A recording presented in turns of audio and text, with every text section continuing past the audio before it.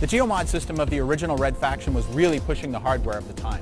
We wanted to go further. We wanted to do a game where you could bring down buildings piece by piece, but the hardware just wasn't there.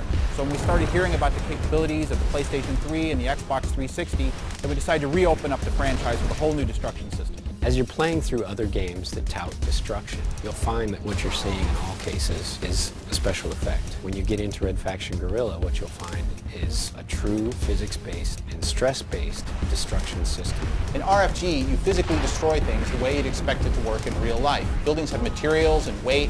They creak and groan when they're under stress. They come down based on where the damage occurred. It is just based on a series of physical rules. Because we built the system in such a generic manner, you can do any number of different types of damage. They're going to get applied the same way. Everything that you do to cause destruction in the world is done because of where you place that charge, where that explosive round hit the structure. If you can pick out the structural elements on a building, place your charges appropriately, you're going to take that thing down much more easily than just with randomly placed charges.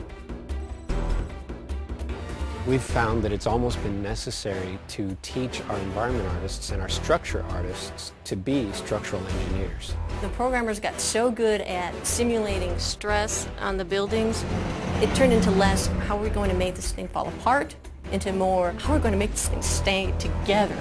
Say, for example, I have a two-story building that's just full of glass on the first story and then a cement wall above that, and then on top of that a roof and maybe a smokestack. If I don't create the appropriate infrastructure of I-beams and metal braces and firm foundation, I put this in game, it's going to fall apart on itself. Our stress system kicks in, the weight of the materials are calculated, the thickness of the materials all comes to play, and it just can't support itself. We become less and less just a 3D structure artist and more like architects.